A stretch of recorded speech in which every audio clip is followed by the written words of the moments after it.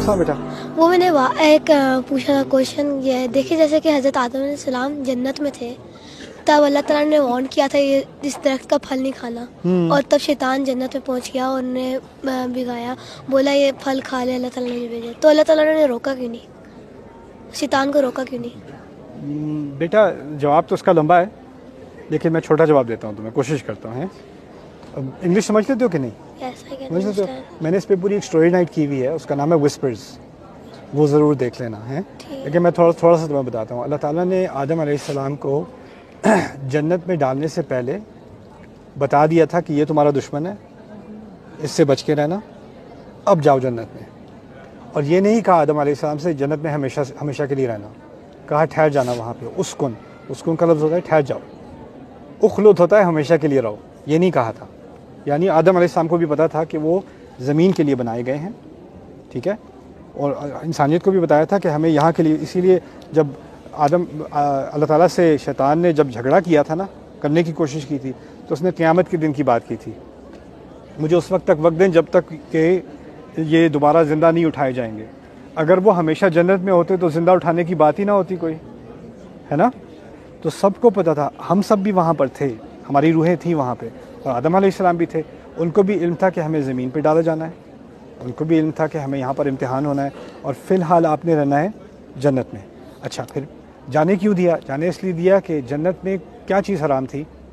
کتنی چیزیں حرام تھی پتہ ہے؟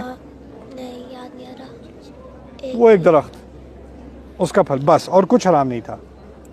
اور اللہ تعالیٰ نے آدم علیہ السلام کو سکھایا کہ بے شک تمہارے سامنے ساری بے شمار چیزیں حلال ہوں اور صرف ایک چیز حرام ہو.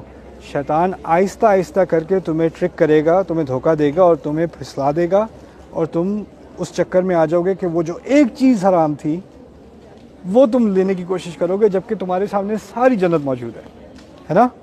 اب یہ سیکھ لیا کہ شیطان اس طرح کرتا ہے، اب تم دنیا کی زندگی کے لیے تیار ہو، کیونکہ دنیا میں اللہ تعالیٰ نے تمہارے لیے ساری چیزیں حلال کی ہیں اور کچھ چیزیں تھوڑی سی حرام کی ہیں. شیطان کیا کرے گا؟ جو چیزیں حلال ہیں وہ کہے گا اس میں کیا مزہ ہے، اور جو چیزیں حرام ہیں وہ کہے گا تھوڑا سا تو کر لو، تھوڑا سا قریب چلے جاؤ، کچھ ایسے کر لو، کچھ بھی نہیں ہوگا، کوئی نہیں، اللہ معاف کرے گا. وہ دھوکہ دے کے تمہیں وہی کرے گا اب تمہیں اور تمہاری اولاد کو جو اس نے تمہارے ساتھ جنت میں کیا تھا. تو یہ اللہ تعالیٰ نے آدم علیہ السلام کو ایک ٹریننگ دی تھی کہ کیا ہونے والا ہے دنیا میں اور کس طرح اس بات کو ہم نے یاد رکھنا ہے. ٹھیک ہے. اور ایک چھوٹا سوال ہے، کیا کہتے ہیں، آپ پاکستانی ہیں کہ کوئی اور آؤٹ آف؟ میں بہت ہی پاکستانی ہوں. کوئی اور ہی ہے؟ کوئی اور کون؟ مجھے بیٹا یہ بتاؤ، تم سوچ کیا رہے تھے میں کیا چیز ہوں؟ نہیں، آپ کو وہ جگہ پہ دیکھے، کبھی کدھر کبھی کدھر کبھی کدھر، اور اس لیے سمجھ نہیں آتا کہ پاکستانی جو ہے نا وہ کبوتر کی طرح ہیں، ہر جگہ ملتے ہیں.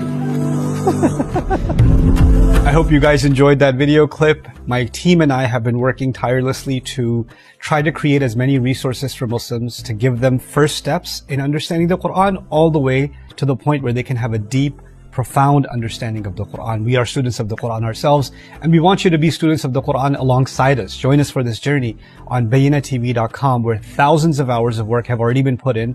And don't be intimidated, it's step by step by step, so you can make learning the Quran a part of your lifestyle. There's lots of stuff available on YouTube, but it's all over the place. If you want an organized approach to studying the Quran beginning to end for yourself, your kids, your family, and even among peers, that would be the way to go. Sign up for BayyinaTV.com.